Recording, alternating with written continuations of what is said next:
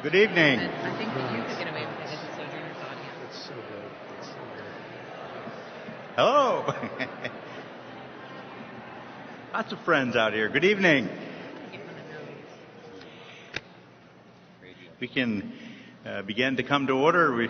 We'll try to keep on a fast schedule tonight and have a good time. I am Dudley Rose, the Associate Dean for Ministry Studies at Harvard Divinity School. And on behalf of the Office of Ministry Studies and my incredible colleagues in the Office of Ministry Studies, and on behalf of the Divinity School and our Dean, William A. Graham, it is my great pleasure to welcome you to this conference, Finding Our Way. When we first imagined this event, we struggled for a title, as I suppose most event organizers do. And after some thought, we landed on Finding Our Way. And once it had occurred to us, it seemed the obvious choice. Over the last several decades, many of us have experienced the shifting sands of the religious landscape within the United States. We've become a much more religiously plural society. The Protestant main line, once a dominant voice, has declined significantly. The Roman Catholic Church finds itself facing a variety of its own challenges. American evangelicalism, Pentecostalism, and religious conservatism all defy easy categorizations.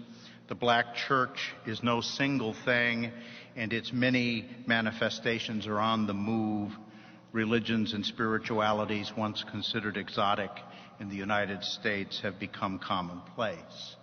Old fault lines and alliances are unreliable, and new and unimagined ones are developing. And in the midst of all of this, it is fair to say that the church, in its various manifestations, is trying to find its way.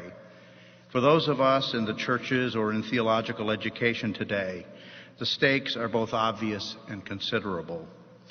While the exact contours of the future are unclear, to be sure, there are emerging voices which are helping us to see and grapple with the changes that are afoot. Brian McLaren, Marcus Borg, and Diana Butler Bass are preeminent among them, not only as interpreters of the church in this age, but also as courageous and insightful guides in mapping and forging the way forward. Now let me introduce our three speakers to you briefly. And I've written them in the exact reverse order that they're going to speak in, so I'll fumble with my pages a bit. But I hope I'll not attribute to one of them the characteristics of the other. I'm going to try to start with Brian McLaren. Is an author, speaker, pastor, and networker among innovative Christian leaders, thinkers, and activists. He is a frequent guest on television, radio, and news media programs. He has appeared on many broadcasts, including Larry King Live, Religion and Ethics News Weekly, and Nightline.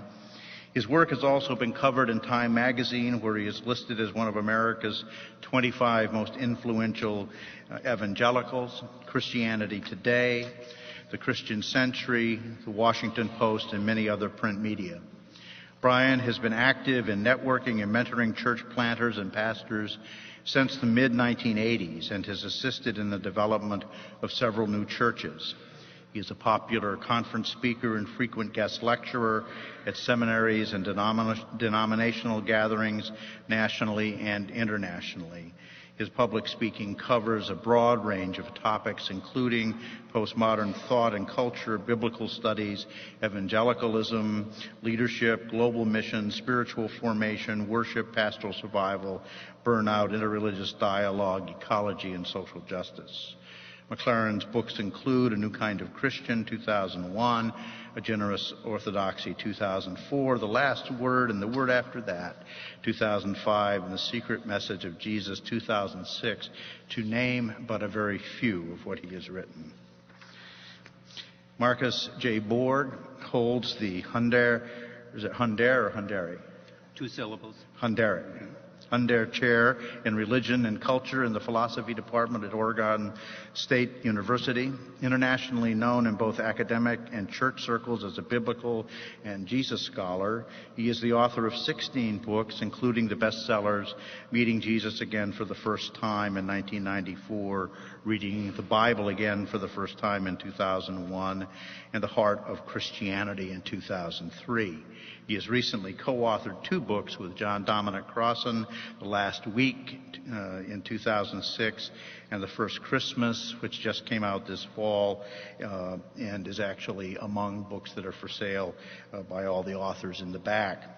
He has been described by the New York Times as a leading figure in his generation of Jesus scholars, a fellow of the Jesus Seminar. He has been national chair of the Historical Jesus section of the Society of Biblical Literature and co-chair of the International New Testament Program Committee, and is past president of the Anglican Association of Biblical Scholars. His work has been translated into 9 languages, and he has lectured widely overseas. Diana Butler Bass is an expert in American religion who works as an author, speaker, and independent scholar. She holds her PhD in religious studies from Duke University and is the author of 6 books on American religious practice, including Christianity for the Rest of Us, 2006, which was named one of the best religion books of the year by Publishers Weekly and Christian Century, and won the Book of the Year award from the Academy of Parish Clergy. She is at work now on 2 more books scheduled for release in 2008. Now a senior fellow at the Cathedral College of Washington, National Cathedral in Washington, D.C. From 2000 to 2006, she was the project director of the National Lilly Endowment funded study of mainline Protestant vitality. Although her work specializes in mainstream and liberal Protestantism, she also serves as a member of the National Board of Directors for Emergent Village and as an advisory board member for Synagogue 3000, a Jewish renewal organization. She is also part of the Sojourners Progressive Religious Communicators Group and is a regular contributor to the God's Politics blog. She has taught at Westmont College, the University of California at Santa Barbara, Macalester College, Rhodes College, and the Virginia Theological Seminary.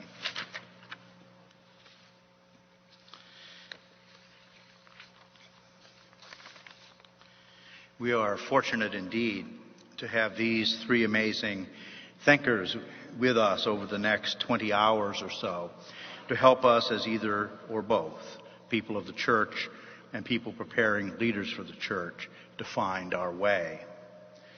Before we begin our program, I would like to say a word of thanks to First Church in Cambridge for hosting our event.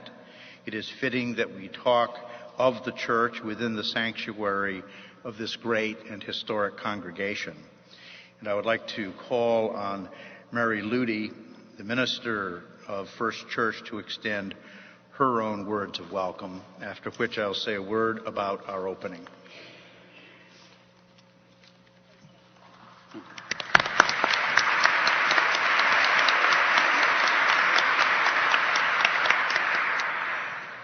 On behalf of my colleague, the Reverend Dan Smith, our Minister of Christian Discipleship at First Church, on behalf of the deacons and the lay leaders and the members and staff of this congregation, I welcome all of you to this 6th meeting house of First Church in Cambridge, United Church of Christ, one of the oldest continuing congregations of Protestant religious life in North America.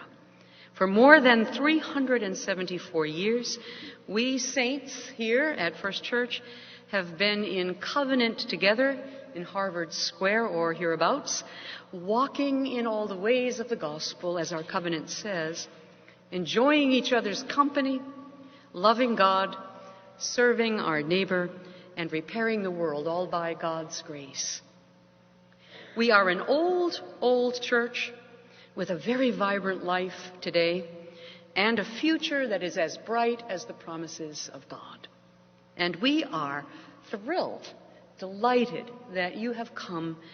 We pray that your time here will be fruitful and that your hearts will be encouraged, that your minds will be illumined, that your wills will be made strong, and that your hope will be renewed.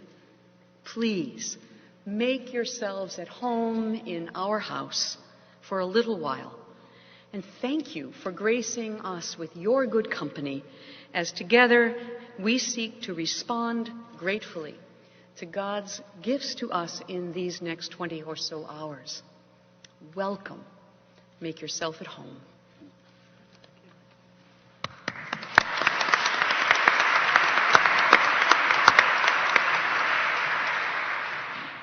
Thank you very much, Mary, and we are delighted to be here. At some of our transition points over the course of the conference, we will be called together or dismissed by participating in simple hymns of the church. It is my great pleasure and privilege to introduce two of our colleagues on the Harvard Divinity School faculty who will lead our singing. Matthew Myer Bolton is Assistant Professor of Ministry Studies. In his teaching and research, Matthew Myer Bolton explores ways in which Christian worship founds and forms Christian life.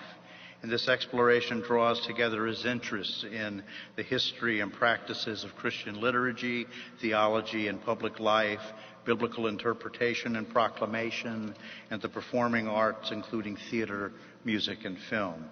Matt also serves as the Associate Pastor and Director of Music for Hope Church, UCC, and Disciples of Christ in Roslindale, Massachusetts. Burns Stanfield is the pastor of Fourth Presbyterian Church in Dorchester, a vibrant congregation in the city known equally for its commitments to worship, the arts, and social concerns of the community. Burns is the Presbyterian denominational counselor at Harvard Divinity School, and he also teaches our course on Presbyterian polity. Both Matt and Burns hold degrees from Harvard, and I realize that I have been here now long enough to have had the pleasure of knowing them both as students and as colleagues. So I will now turn you over to Matt and Burns, and immediately afterwards our presenters will begin their opening presentations.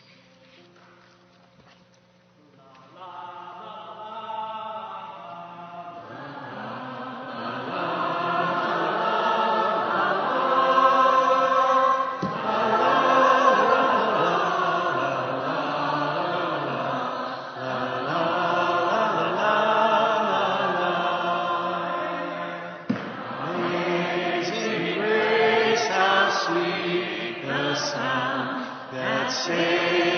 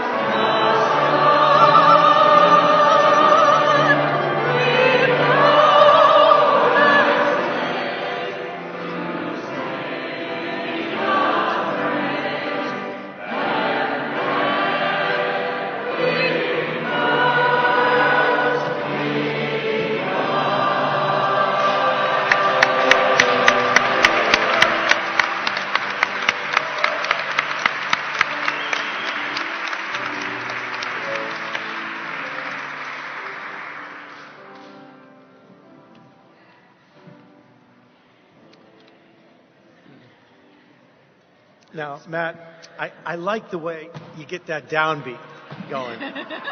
And I'm kind of thinking that my preaching would improve if I hit my subject, with that every time. That's good. Well, it's a good thing to be together, isn't it?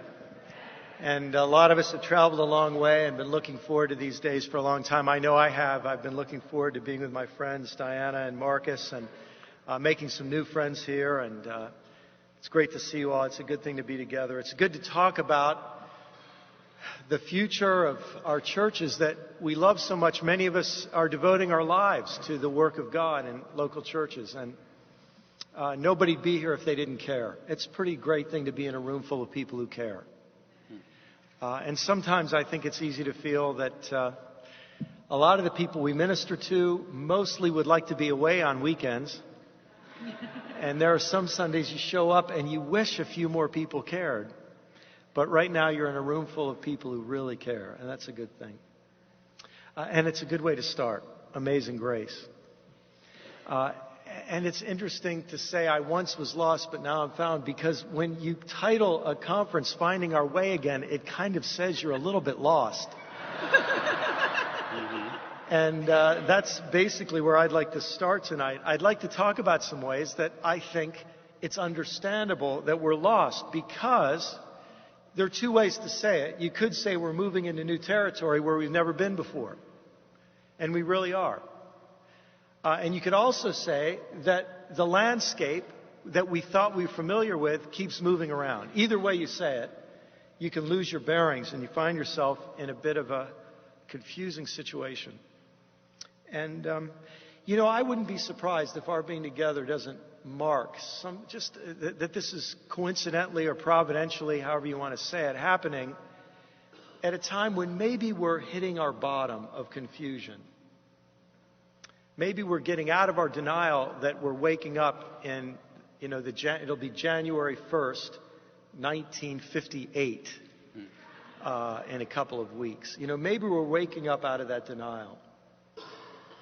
And we're accepting the world's changed and we've got to wake up and we've got to adjust.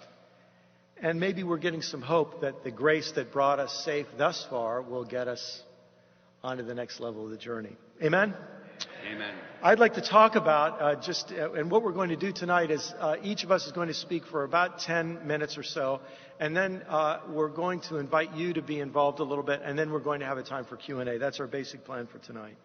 But I would like to just take a couple of minutes and talk about 8 reasons why I think we could all feel a little bit lost in this business of serving and leading churches. The first one is that those of us among us who would consider ourselves evangelicals or from an evangelical background, as we're seeing in the news in this election cycle, we're at a very interesting moment where the momentum that's been built by the religious right for the last 30 years, it seems like the wheels are falling off.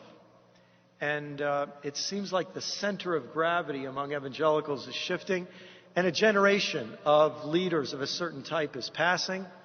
And the identity of what it means to be an evangelical is very much in play and up for grabs. And even if you don't consider yourself an evangelical, and in fact would consider that an epithet you would like to avoid, and I'm stuck with it because of Time Magazine, whether I like it or not. But the fact is, every person in America is influenced by evangelicals, directly or indirectly. And even a surprisingly large number of the people at our churches that would consider themselves far from evangelical, they listen to you on Sunday morning and then they get in their car for their commute on Monday morning, and they're getting pastors during drive time who are evangelicals speaking to them. And so this shift in the evangelical world affects us all. And it's going to be interesting to see how it plays out. And we're finding our way, all of us, in the middle of that transition. As well, as Dudley implied already, the mainline. Secondly, our mainline churches are recognizing that their privileged position has collapsed. And I like how Diana said it to me a couple of years ago. Evangelicals are experiencing a power buzz, and mainliners a power hangover. And mainline folks are waking up to their retention crisis. There's a retention deficit among younger generations that evangelicals are experiencing as well. But mainline folks have a few decades of it at work now. And so I sense when I'm in my travels and speaking that in our mainline churches, there really is a moment of unfreezing and the possibility for something fresh to flow, for some amazing grace to flow. Third, in our Roman Catholic churches, there's widespread anxiety that there has been an abortion of Vatican II, that before it was born, in some way, it was stopped in its development. And there are questions about, will there be a resurgence of the fresh air of Vatican II? And there's also the struggles of the identity and the moral authority of the Catholic Church when the hierarchy has been in so many places involved in the same kind of cover-ups that we expect from our government but don't expect from our church leadership. And so in our Catholic communities, there's deep possibilities for humility and hope and fresh directions. I also think, fourthly, in our secular communities, there's a profound shift going on. I've experienced this in an interesting way this week. I don't know if any of you follow this, but there's a kind of a progressive political blog, Talking Points Memo. I don't know how many of you read it, but I was invited to be a blogger, a guest blogger for the week at Talking Points. And this puts, I felt like I was a guest who the hosts wanted at the party, but the people at the party weren't sure they were happy I was there. And it's been a fascinating week of discussion on this blog because I've been getting to hear the voices and the responses to my postings of an awful lot of people who really were hoping that religious people would shut up and go away forever. And if they had a faith, they would just be quiet about it. And deeply concerned about the way religion is used in politics, but not sure about a way to welcome and have people of faith in the public sphere. The dream of the secular city and the naked public square, we've awakened from that and seen it was a dream, and that human beings, that religion is here to stay, like it or not, and in all of its beautiful and ugly forms. And so we're in this era of figuring out what it means to live in a world of secularism and vibrant faith, and how do we negotiate that. And there's enormous possibilities for us, but we have never passed this way before, and we're in new territory. Great opportunities and interesting challenges. Fifth, I think we'd all agree as Americans, we're in the midst of profound shift. I think many of us would say it's not only the churches that have lost their way, but our nation has lost its way. And whether you want to call it a neoconservative episode or a neo-colonial episode, there's deep questions about whether that's the path our nation is going to continue pursuing, or is there some other path that we can take? And we're hoping that our political leaders will offer us some other path, something fresh and new. We're hoping that we can forge a new identity from having an identity in many ways that was forged in the Cold War era, where we saw ourselves as warriors. And then when our enemy disappeared, just in the nick of time, a new enemy arrived to help us sustain that old identity.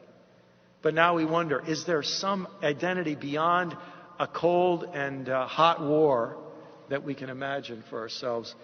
And here we are as committed followers of Christ, people committed to the church in this nation. And there are an awful lot of our brothers and sisters around the world hoping that we'll find our way as people of faith and maybe have an influence on the way ahead for our nation in the years to come. And then I think we could say that in the West, we're going through a deep shift. Don't forget the F. And that's what some people call the postmodern shift. And I'll talk about this in my longer lecture tomorrow. But a deep shift that has to do with the way we think, the way we argue, the way we legitimize and validate our message.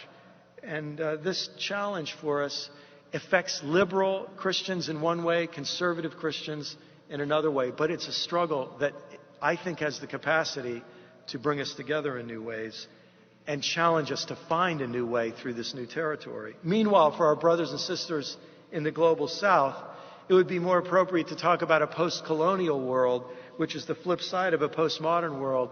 And here we are connected to our brothers and sisters in the global south who wake up every morning with rampant HIV/AIDS, with the crushing poverty that results from the growing gap between rich and poor. Waking up every morning in a world where Christianity and Islam are growing and wondering if they can live as neighbors, not just across oceans, but next door and across the street. Huge new challenges for the church in the global south. And then finally, my eighth is that I just used the word global with global south. And let's realize that as never before, that word global affects everything we say and do as followers of Christ and as people of the church. If I say the word global, immediately you'll fill in the blank. Global climate change, global economy, global crises, global media culture. And what does it mean to be people here in this nation who are also key players in all of these global realities? Those are all the challenges that face us as we try to find our way again, relying on the amazing grace that brought us safe this far. But what does it mean as we face these shifts and as we finally lose the assumption that someday things will go back to the way they used to be? But when we accept that we actually are going into new territory and that the way ahead of us offers us enormous creative possibilities, but also the challenge to step out of the boat. That's, I think, what will be the backdrop for what we'll be talking about. And I'm excited that we are all people who care about the church, and we're going to be thinking these thoughts together. I'd like to invite Marcus to come up and continue the conversation.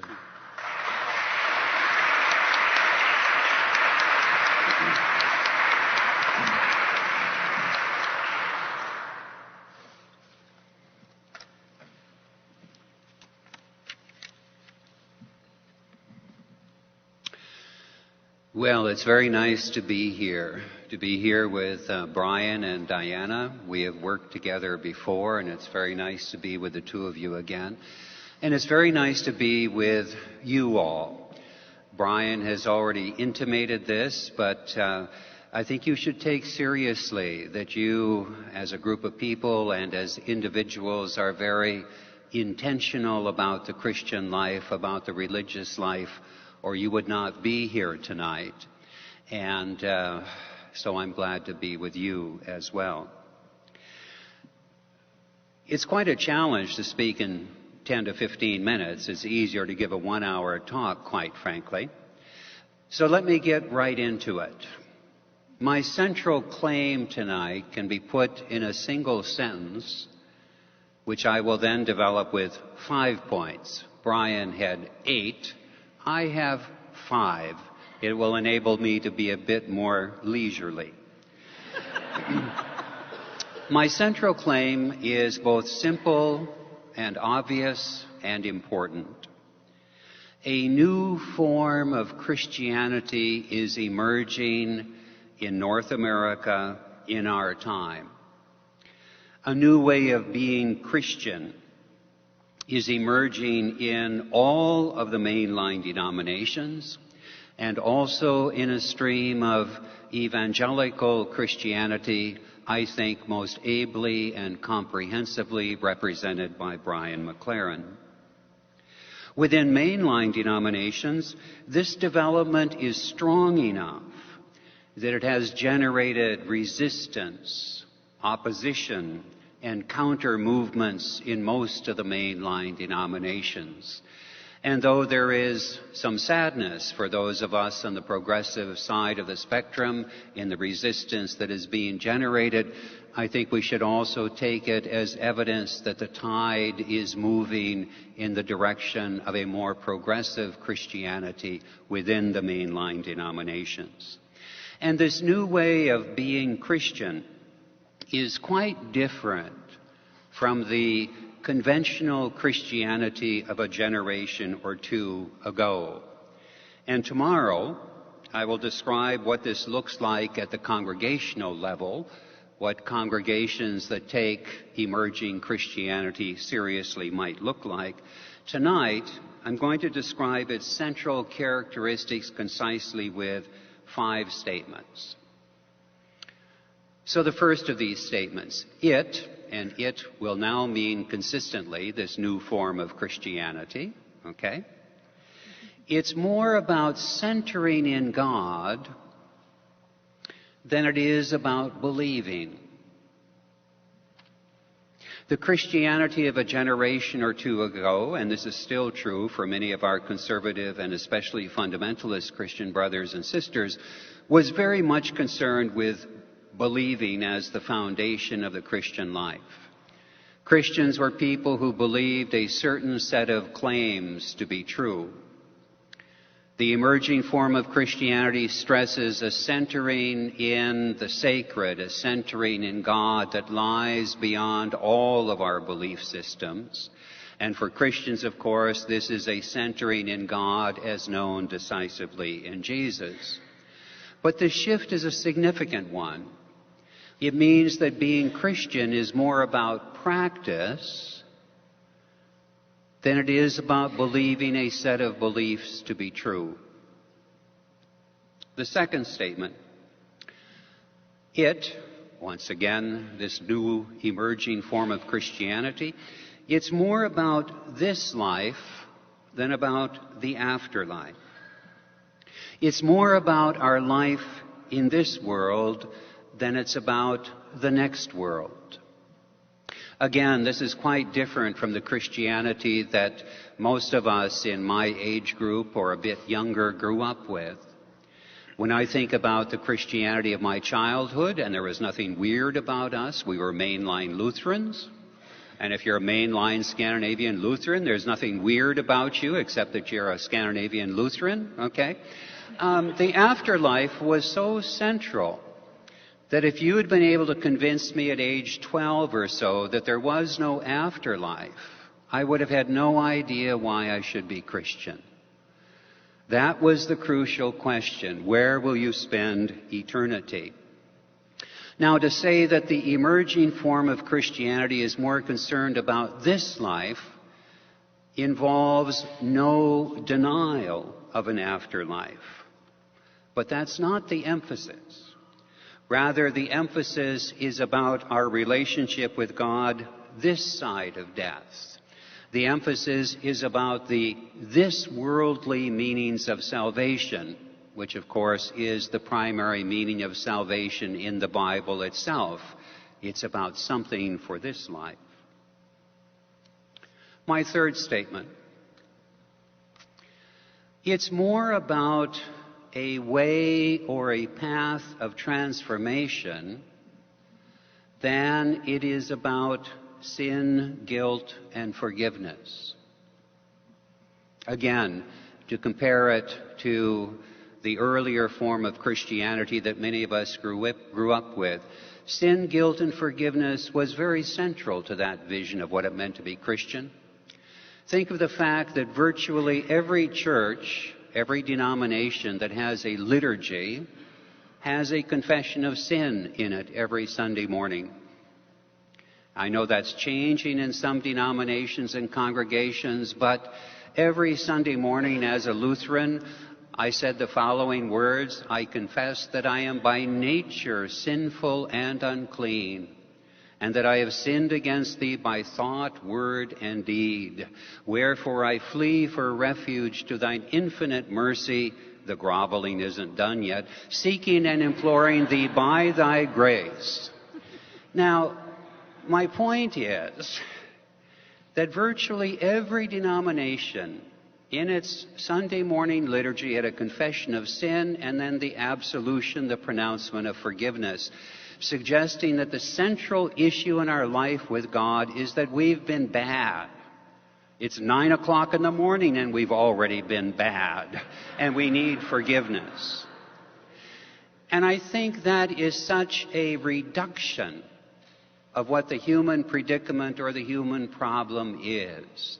The biblical images of the human condition are much richer.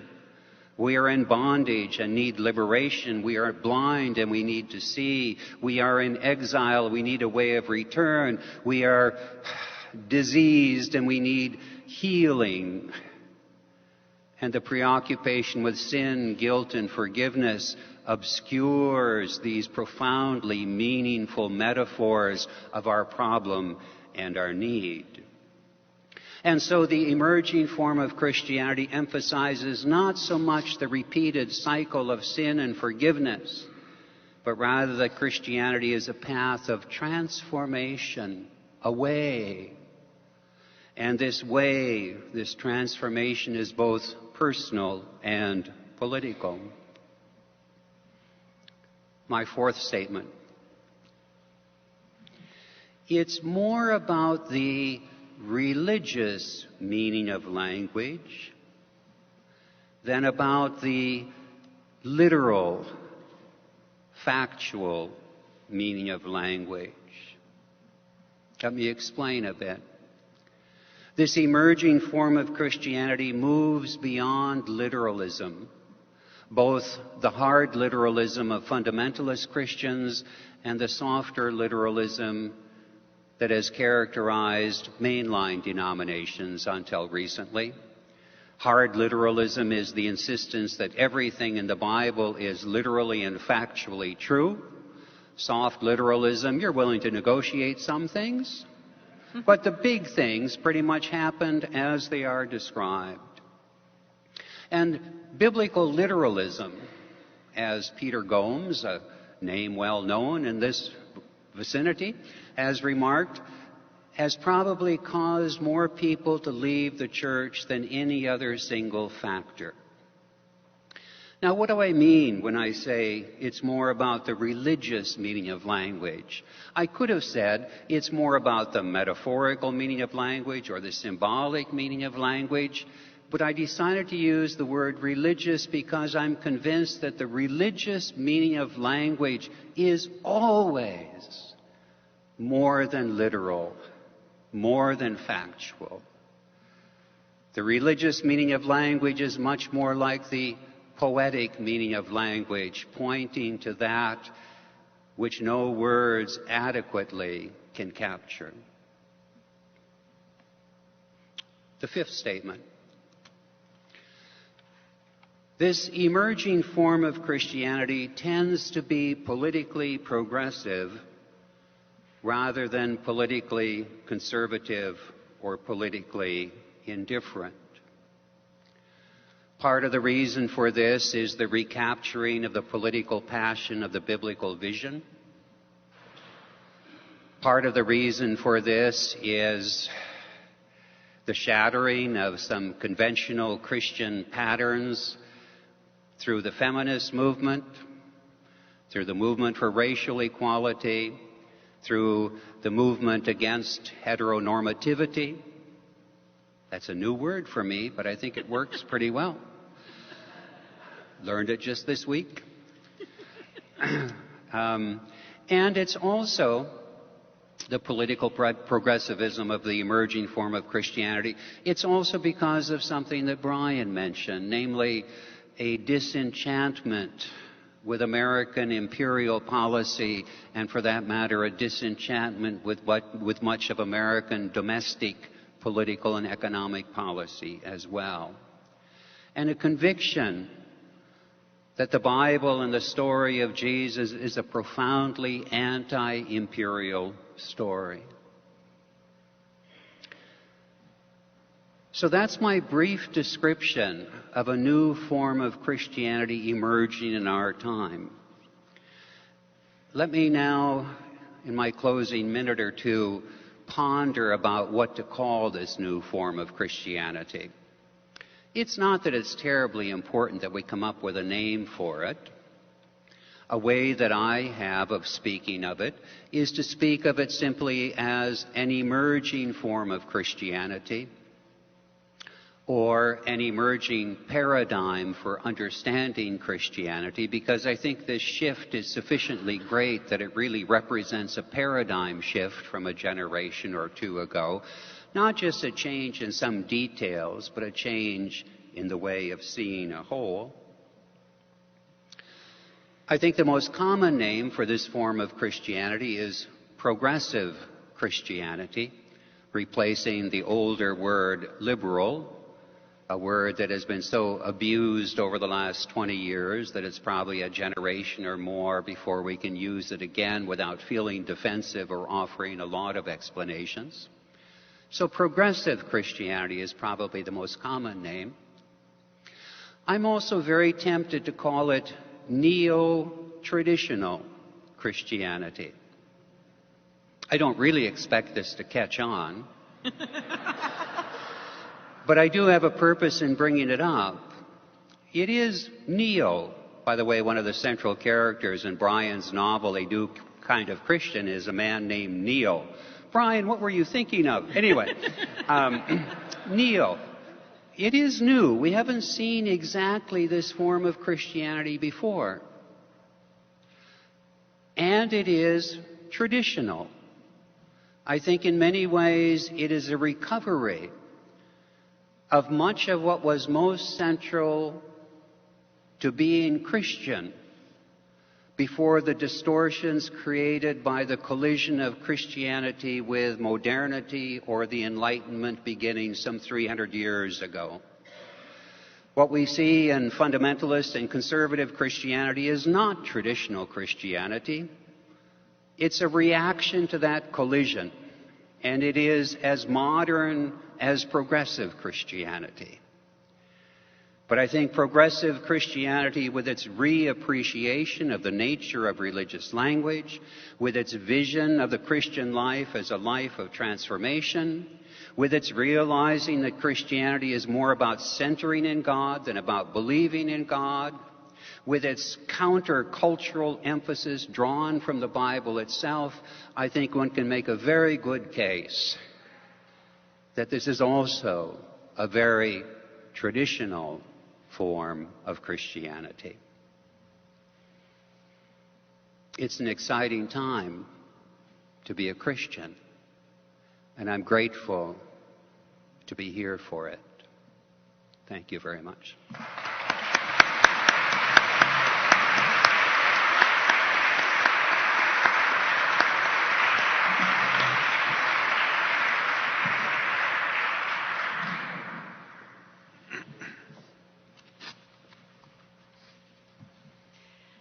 There's a very real way in which I hardly know where to begin.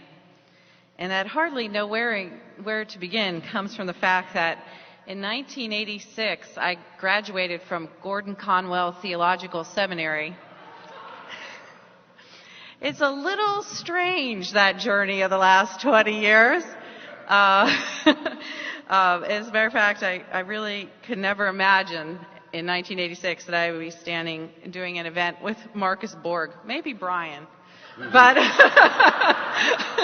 not Marcus, for Harvard Divinity School. Okay, now I'm just sort of trying to get out of that little weird time warp there. My husband noted about, I guess it was 2 summers ago, the three of us were in Portland at Marcus's invitation together. And for whatever reason, the last time we were together in Portland, we were seated in the exact same way. Brian was on the congregation's right, and I was in the middle, and Marcus was on the congregation's left. And my husband, Richard, who is a bit of a smart aleck, and he said, you know, Diana, it's just an amazing thing to see the three of you together, because you all are talking about the same thing. But there's Brian McLaren coming in from the right, and there's Marcus Borg coming in from the left, and there you are. in fine Anglican fashion, right in the middle of the road. What a pleasure it is to be in the middle of the road with these guys. There's no other road I'd rather be on, frankly. Tonight, my sort of place in this creating harmony of our voices is to push this idea of emerging Christianity a little further. Brian's talked about culture, and Marcus has talked about a sort of theological shift, and I'm going to talk a little bit about congregations.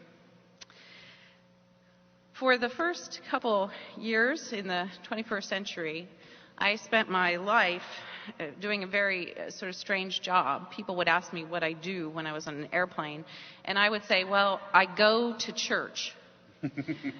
And that was my job. The Lilly Endowment paid me to go to churches all across the United States and to find out what was happening in vibrant, spiritually vital mainline congregations. It was a wonderful project. There were 50 congregations involved in the study, including this one. And so this is actually the first time I've ever been in the building. All my work with them was conducted off-site, so it's delightful to be here. So I was in these 50 churches, and when we did interviews in these congregations, we would come to a point in our interview protocol which was really my favorite question in the whole set of interviews we did. And the question was, if your church wasn't called X, if your church wasn't called St. Swithin's or your church wasn't called First Presbyterian Church, what would your church be called? Now, those of you who are pastors, that is a really interesting question to ask your congregation. If your church wasn't called X, what would it be called? Although some pastor took me serious with that suggestion in the last year, and he approached me about 2 weeks ago at an event, and he said, I asked my congregation that question, and I got back within 4 or 5 days a number of letters saying, "You're going to change the name of the church?" I'm calling a vestry meeting. You can't do that. So if you use that question, be delicate about how you approach it. If your congregation wasn't called X, what would it be called? We asked this question, myself and my research assistant, at Calvin Presbyterian Church in Zelienople, Pennsylvania. Has anybody here ever been to Zelienople, Pennsylvania? Oh, there's usually one person in every big crowd. Three people. Great. Zelienople is a small working class town, about 50 minutes north of Pittsburgh, Pennsylvania. It is a beautiful old location. It sits up on the hill above the colonial settlement of Harmony. And I just loved that. I could walk out the front door of Calvin Presbyterian Church and look at Harmony. And so we asked the question, if your church wasn't called Calvin Presbyterian Church, what would it be called? And there was a fellow in this focus group who said very quickly, well, I think our church would be called the Church for the People Who Got Kicked Out of All the Rest of the Churches.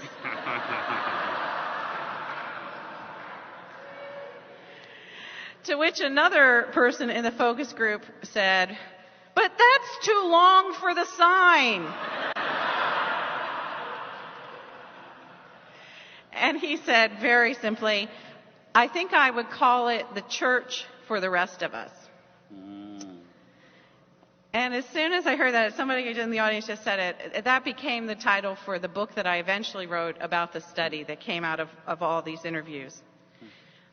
Well, Marcus's little riff there about naming something is a set of thoughts that I've kept in my mind for a long time, because something is happening. There's something extraordinary happening. I got to witness it when I was out on the road with these churches. When I was doing the study, newspaper reporters began to hear about what I was doing, and I think that there are very few names on the Rolodex of reporters for who to call about mainline churches. And I appear to be on most of those Rolodexes at this point. A reporter called me about the crisis in the Episcopal Church. That's the most common call I've gotten in the last 6 years. Just this little thing happening over there with our Episcopal friends. This reporter started out her conversation by saying to me, isn't it true that the decline in the Episcopal Church is due to the denomination's liberalism? Now, when you get a question like that, you almost don't even know where to begin. But I kind of laughed at it and I said, well, how do you know that the main line is in decline? And she started saying, well, your numbers are terrible and people are leaving and churches are splitting off. And she went off on this long thing. And I said, well, you've called me to ask me about decline, but I can tell you I don't know a whole lot about decline. I've been doing a research project on vital mainline churches. And she said to me, you mean you believe that there's life in the main line? Mm-hmm. At this point, I felt a little bit like Mark Twain. Mm. One time, Mark Twain was asked, do you believe in infant baptism? Mm-hmm. And he said back, believe it? Hell, I've even seen it.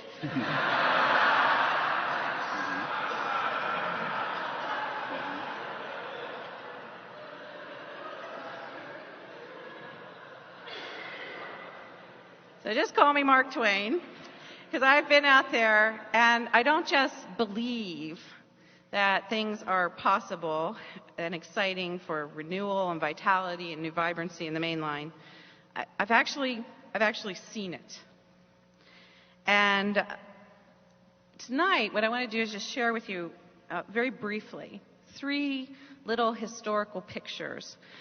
People tend to think of me these days as a sociologist, since my most recent project was about what's going on now. But I'm actually a historian. I was trained as a historian of Christianity, and I like history. So I want to give you 3 quick pictures of congregations over the last 40, 50 years. And so they 8, 5, 3. Mm-hmm. The first one comes from 1954. Not that I would remember this, and I didn't really see it, because I wasn't born until 1959, although my daughter thinks that being born in 1959 is kind of like being born in 1859, I think.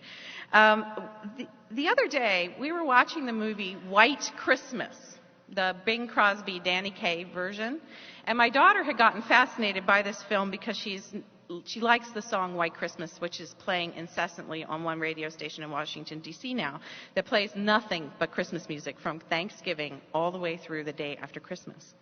So she wanted to watch White Christmas. We sat down in front of the television, and the movie, starts with being in Europe in 1944, and then it very quickly switches up to 1954. And Bing Crosby is singing the song. And the first thing my daughter, who's 10 years old, asked me, she goes, Mommy, he's singing, but he's not moving. And I said, well, honey, he is a 1950s crooner, and that's what they did. They sang, and they didn't move. And she said, you're kidding. And then she looked at the 2 sisters in the movie, and the 2 sisters are both blonde hair, blue eyes. And they were dressed in dresses where, no joke, the one sister looked like her waist was 16 inches across. And my daughter said, that looks tight. Now, my daughter hates wearing dresses of any sort. And then she said, look at their hair. It's glued to their heads. And she continued this sort of cultural commentary on 1954 by then saying, they're at a club and there are no black people in the room. And I began to see this movie from 1954 through the eyes of a 10-year-old, a girl born in 1997. And as I listened to her and what she had to say, I realized that 1954 was the high watermark of mainline Protestant church membership in American history. That was the culture that carried mainline privilege, power, and voice through the 20th century. And then I thought, well, no wonder we've had a few problems in recent years. I told this story in San Antonio, Texas, at a big Episcopal congregation in downtown San Antonio. And lo and behold, the next day I showed up to the church, and they had dug out of their archives their church brochure from 1954, which was a fake issue of Life magazine. And it said Life, just in that red banner up in the corner, the way the magazine used to be. And then at the bottom it said, at St. Mark's, San Antonio. And on the cover was a whole bunch of women coming out of church with little teeny waists, glued hair and gloves, shaking the hand of Father so-and-so. And everyone looked extremely composed with a limited range of motion. And we went through this brochure, and that's how the whole thing was. Their children's program, everyone was neat, clean, white, organized, well-dressed, and not moving. And so my daughter also said, at least I'm glad this movie's in color. So it wasn't black and white. Now push that up some 20 years to 1976. In 1976, I do remember that year, I was a member of a place called Scottsdale Bible Church, a fundamentalist Bible congregation in Scottsdale, Arizona. 1976 is a really interesting year in church life. It was, of course, the year that Jimmy Carter ran for president and stunned the East Coast establishment by announcing the fact that he had sinned in his heart by lusting after women who were not his wife, although he had never committed any actual sin. He just thought about it. And evangelicals sort of came to the fore in our culture. Now, I think that what I want to say about 1976 is not that sort of evangelicals kind of took over and the main line died, but rather that moment marks a really interesting sort of turn in our culture towards intentionality. Jimmy Carter had to be intentional about his faith. He came out and he talked about what he believed. The reason I was a member of Scottsdale Bible Church is because it was a church that was very purposeful about forming young people in a Christian way of life. And it introduced that way of life to us, not in a way that was intellectually or socially uptight, but it was a way that was open, believe this or not, and very involving. It was the first place where I ever preached a sermon or taught a Bible study as a young woman. In 1976, we have liberation theologies reaching a sort of crescendo. We have all the changes in mainline denominations related to prayer books, hymnals, worship guides. We have all the major mainline denominations by 1976 ordaining women to the ministry. We have been through the civil rights movement. Just think of that year. Catholics have gone through Vatican II and are trying to implement that in their congregations. It was not a time of 16-inch waists and glued-on hair.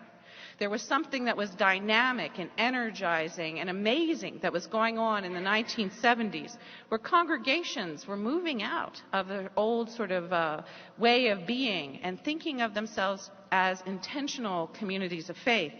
And several intentional communities did form that are still with us.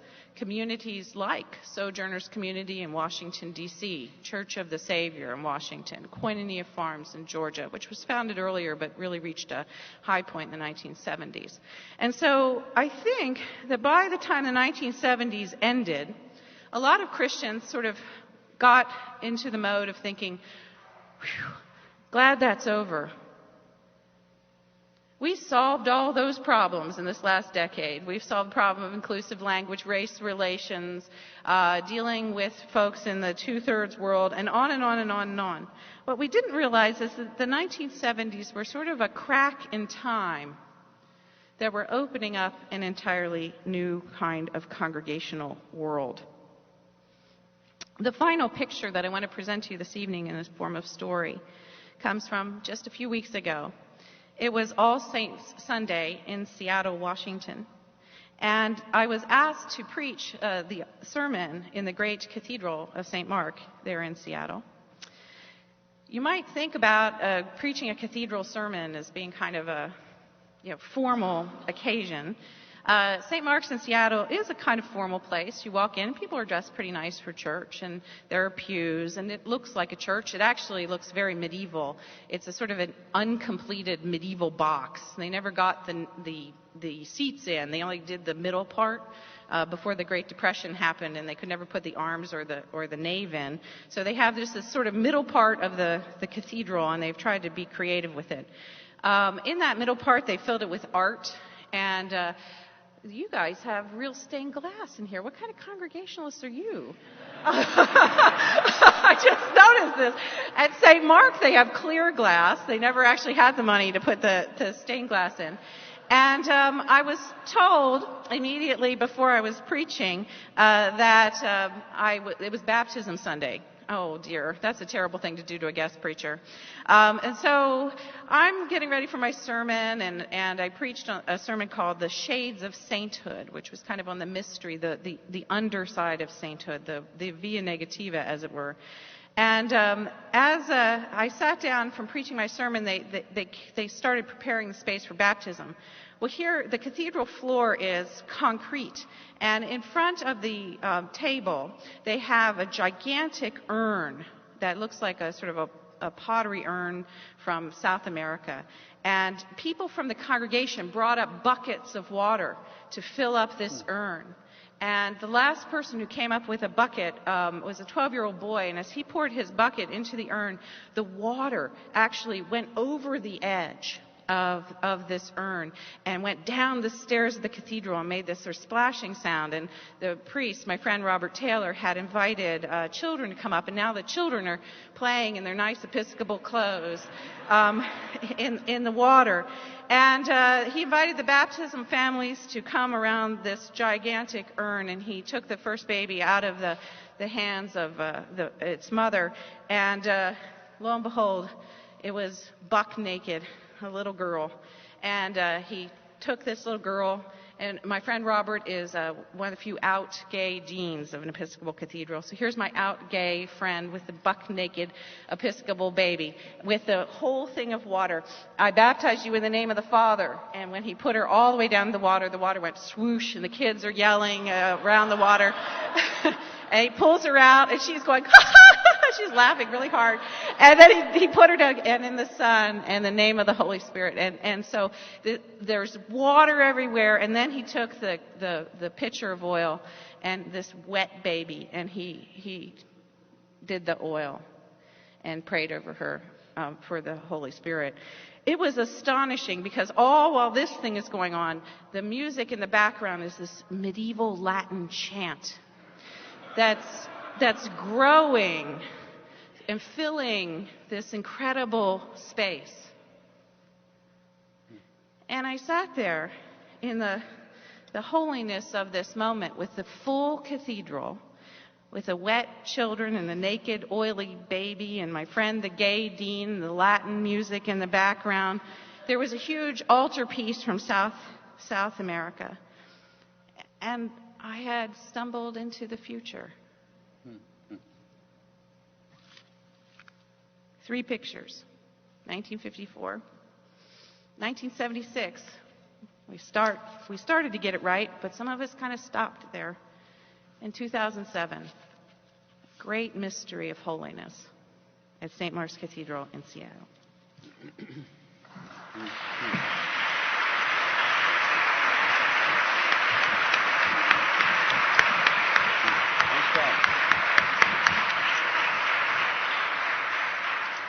Now, I have very specific instructions. I'm going to ask you in just a minute to stand up and get with 1 or 2 other people, a little group of 3 maximum. And all I want you to do is just give a sentence to each other. What impressed you? What question? Just what is your reaction? And if you're speaking, just speak. But if the other 2 people sort of listen it out of them. A friend of mine says, listen people into free speech, okay? And we're going to give you 4 minutes. That's all. And so I'm going to count. And then we're going to have a little time for Q&A. So just stand right where you are, meet someone, introduce yourself, and then I'll tell you when to stop in 4 minutes.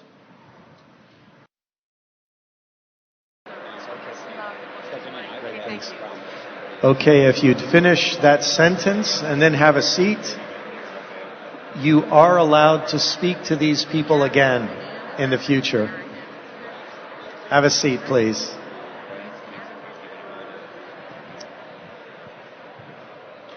Now, we all know that a lot of the most important things that happen at these gatherings happen just through conversation, so good chance that a lot of you will keep this conversation going after we finish. But we have about 15 minutes, and I have, again, very specific instructions. Everyone, please notice Liz over here. This is Liz. She has a mic in her hand. Now, in a minute, I'm going to ask who has the first question or comment. Now, this is not a short lecture, all right? So a question is best. You might have a short comment that you would like one of us to comment from. It would be great if you could express that in a sentence or so, and then it would be great if you could say you'd like Marcus or Diana or myself to respond to it. Second rule, you cannot hold the mic. This will help the first rule to be, so Liz, all right? Third, just know as soon as you finish the question, you can sit down, and then Liz will look around to see who catches her attention, and then she'll go to that person. Now, she will not take more than 2 people of the same gender in a row. Does that make sense? So that way, you know, she'll move around. So she'll look around and look for someone who she would like to go to the next question. And so who has the first question? Who has a question? And Liz, it's all up to you.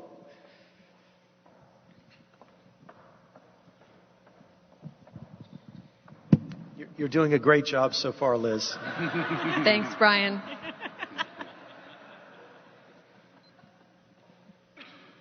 This is a little question for Marcus Borg. In one of your points, you talked about religious meaning, and then you talked about a couple of things that you considered that you might say instead of other words. I wondered if there was any particular reason why you chose religious as opposed to spiritual.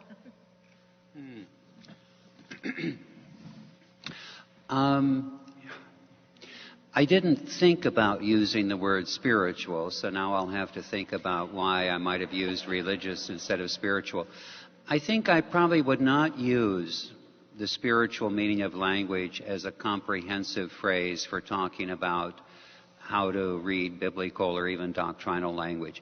Because for me, the word spiritual, and I think for most people, suggests too much a kind of inner meaning and almost individual inner meaning, whereas I think a lot of biblical language has to do with justice and peace and so forth, which I think are spiritual issues, but so that I see religious as a more comprehensive term than spiritual. In the back. Diana, this is for you. Your description of the openly gay priest with the oily, wet babies and the Gregorian chant and all of that is the most glorious vision to me as a young person of faith. Why do you think people find that so threatening? That is a great question. And and there's one level in which I have no idea, because for me it was like being in heaven. But if I can step out of my own response to that, the lady here in the front row said, it's messy. Mm-hmm. And, you know, I was just telling Marcus and Brian, there was actually an interesting theological sort of mess that was going on behind the scenes at St. Mark's, which I actually found to be rather intriguing. They're dealing with an issue up there, a theological and pastoral issue up there, of multiple religious identities. Because another priest on staff, taking the message of inclusion very seriously, has become a Muslim. And so she's both an Episcopal priest and a Muslim at the same time. Now, this is a little edgy.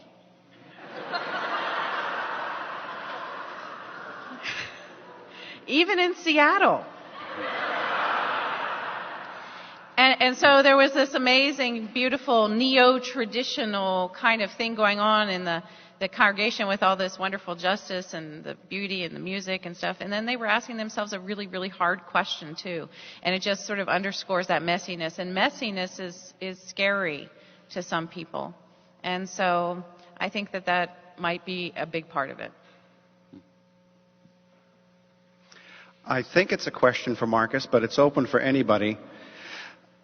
If you've heard the term natural church development, something I've been doing some reading on, how would you relate it to either one of the three speakers in terms of where they're delivering their ideas and treatises? You know, I apologize. I didn't get it. Liz, can you do it again, and I'll try to catch it this time? The concept is natural church development. Natural church development. That's right. And if you know something about it, how could you see it relating? I'm particularly thinking about how Marcus developed his stuff, but I'm seeing Diana shake her head, so maybe she might have a better answer, or Brian. Yeah. I don't know the phrase natural church development, so. That might be one of the three top questions I'm asked in clergy conferences.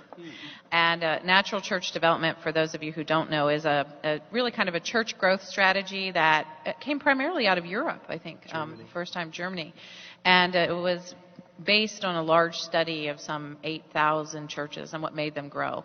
I think there's a lot of wisdom in it. They emphasize practice, that practices are the way in which congregations find new vitality. There is a big difference between my work and what I saw on the road and the natural church development theory, though, because natural church development picks up sort of 8 areas, and they say for a congregation to be vital, it has to be strong in all 8. And they urge you to find where you're weak and lift up the weak, make the weak area stronger. And my study actually showed that a congregation we identified 10 strong practices, and we saw that congregation could be strong in as few as 3 of them and still be an incredibly vibrant church. And before I even knew about natural church development, when pastors would ask me this question, I'd say, I don't know. I think you should just go with your strengths. And I don't know, maybe it's because I have all these psychologist friends who are always saying that the best change happens when you move with your strengths and not try to fix your weaknesses. So that's just sort of my quick take on it. I'll just make one comment. I think it relates to what Marcus said about intentionality. The idea that you can assess your congregation by 8 or whatever characteristics and then actually do something about it shows a sense of intentionality.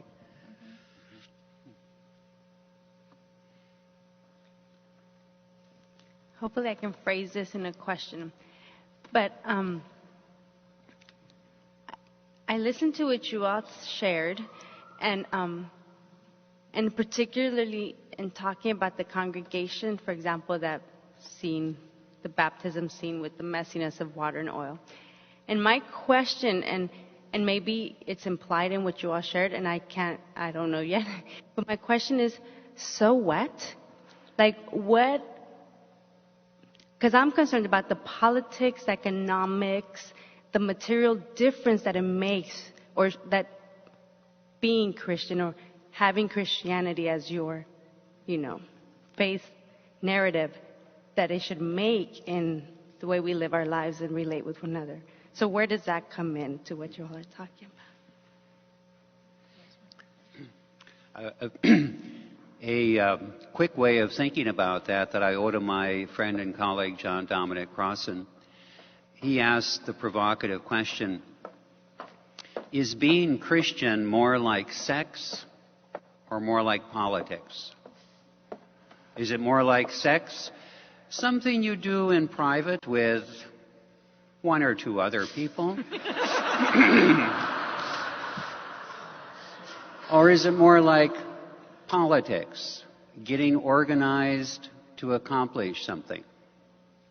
And tomorrow, and this may be true for all of us, but tomorrow I'm going to talk more about that.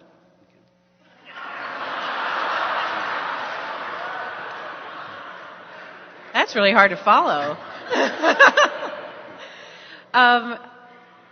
One of the things that happens, I think, at a place like St. Mark's in Seattle, the scene with the baptism, it was very obvious that there was an external payoff. The art that was gracing the congregation that particular day was a huge altar installation that came from South Africa.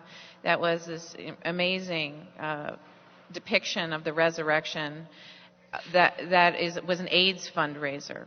And so it's sort of everywhere you turned in the building of St. Mark's, there was this collision. There was no division between politics and spirituality. There was the baptism going on, but the so what of the baptism was that right behind us, we were reminded that we live in global community where there's all of this pain and violence and need for these rivers of water to flow, healing in a healing fashion over all of us. And so the theological messages were multi-layered and provocative. And I think it goes to say for the reputation of St. Mark's, at least in Seattle, is that they are not just a city set upon a hill. They're a real city out in the city. And they do a lot of difficult, challenging things with their resources and money and passions. So it's got to have kind of both. Sex and politics. I'll just add, I just wrote a book about this called Everything Must Change, so I'm very glad to hear that question. I would say we're at a very critical moment, because first is the question, are our churches saying anything about these issues? Then the question is, are they doing anything? Then the third question is, are they making a difference? And there's a big gap between doing something and then finding the things that actually make a difference. And this, to me, is part of our struggle, really looking for the leverage points that make a difference. And I hope your question just stays with us, because that's very real. I guess this is for Marcus, but I'd like to hear from everybody. I'm the emerging church. I'm in. I want to jump. I need to jump out of the boat, sink or swim. And when I hear that this is an emerging church and it's exciting and it's happening all over, I'm excited about that. But is there any empirical evidence that is the case? Because I look around me, not here, but I look around me in the world. I listen to the radio on my way to work, and I wonder, where am I going to find this emerging church? And is this really happening in an exciting, explosive way? I'm going to yield the floor to Diana, because she has done the empirical research about this. I know it anecdotally from my life on the road as a lecturer and so forth. Well, when I got the money from the Lilly Endowment, the study wasn't to count how many churches were doing this, but rather to find a representative sample of congregations that were doing it, and then try to learn from them and represent that in ways that would be meaningful to the larger Christian community in the United States. And I've also gotten a lot of interesting response from abroad at this point.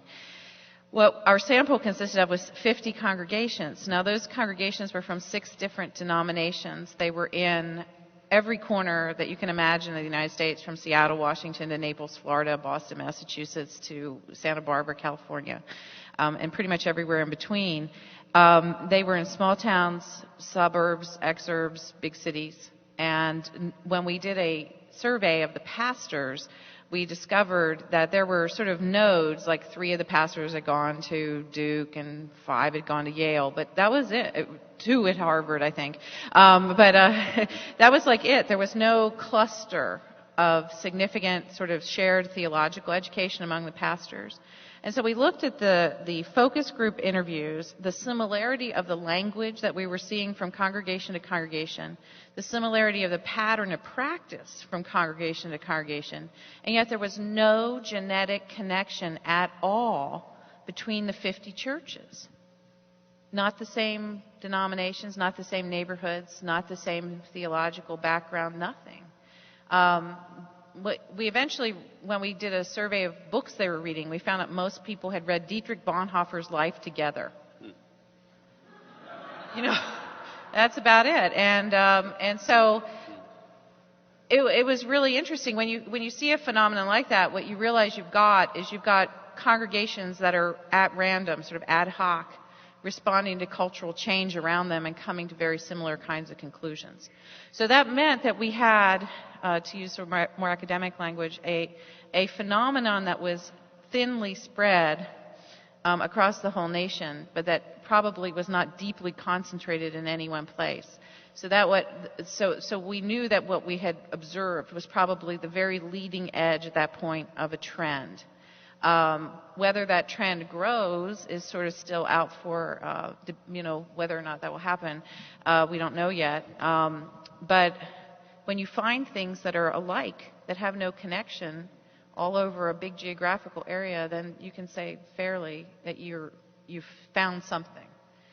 So Brian might be able to speak a little bit more to that question about the emergent church too. Can I ask you a very quick question? Yeah, sure. These 50 weren't the only 50 you could No. find. Right. Oh my gosh. The worst part of the study is when I left the Lilly Endowment and they told me to find 50 congregations, I was actually praying, dear Lord, let there be 50 vital mainline churches in the United States.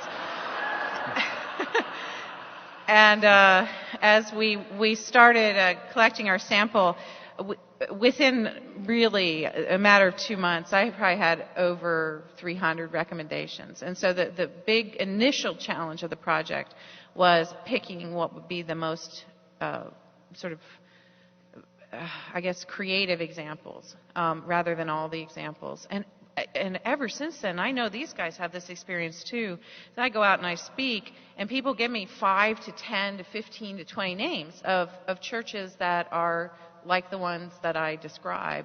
So I wish I would have been keeping a long list, but I haven't been. So nobody's counted them, but they're out there. And they can be hard to find since they are thinly spread. One diocese or one presbytery or one conference might have 1 or 2 churches like this over a fairly big region. But they are there. It just takes a little smelling around. And I know you just cued Brian, but a quick bibliographic comment. In addition to Diana's book, Christianity for the Rest of Us, and an earlier book, The Practicing Congregation, there's a book by Hal Taussig, Taussig. As I recall the title, I think it's called A New Spiritual Home. I got that right? That's right. And in the appendix, it lists 1,000 congregations that he and his team of researchers located that fit this profile. And again, I think he would say this is not a complete list.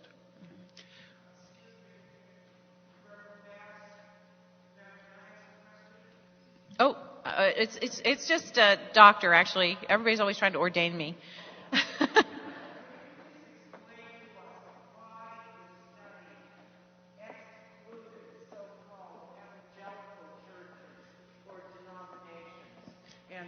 Only included ones that were, quote, mainline. And also, has an analogous study been done for so-called evangelical churches and or denominations? There's a good reason for that, but I've got to let Brian jump in here. Well, yeah, let me just say, this will have to be our last question, just our time's up. We didn't exclude, really, because it was just not the point of the study. I mean, one of the things that's been interesting over the last 25 years is there have been enormous numbers of books published about what makes conservative churches grow. And as a person with a PhD in American religious history, we could walk over there to the library and I could take you to that shelf.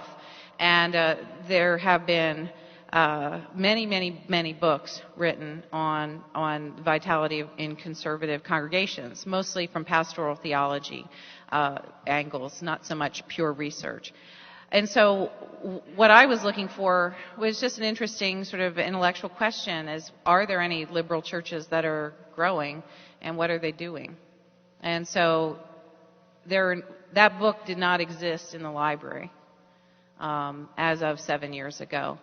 And so I was just trying to fill a gap in scholarly literature. And lo and behold, I found myself getting invited to clergy conferences all the time to talk about my research because nobody had looked at these things. So it wasn't an exclusion of like, I don't like you or anything, evangelicals or anything like that. And what was fascinating is as I did the research, this guy over here was one of the first persons who called me on the phone, and he said to me when we got together and talked, he said, "Did you know that there's a movement that's going on within evangelical congregations that's very analogous to what you're describing in your research?" And that's how we got to be friends, is we started talking about these similar patterns that were going on. But I'm not aware, Brian, is there any research in looking? There's the Gibbs and Bolger. Yeah, probably the closest would be a book by Ryan Bolger and Eddie Gibbs called Emerging Churches. Came out a year or two ago. So.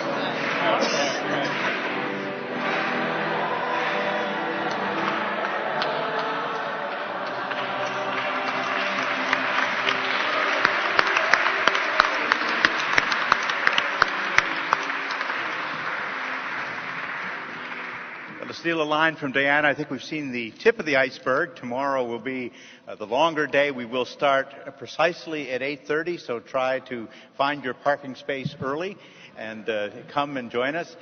Because we are a large crowd in a lovely hall, but not having the facility to serve lunch or to serve coffee, we're going to send you around the block for coffee and into the square for lunch. So come dressed accordingly and plan to enjoy yourself tomorrow. We'll see you at 8:30 in the morning.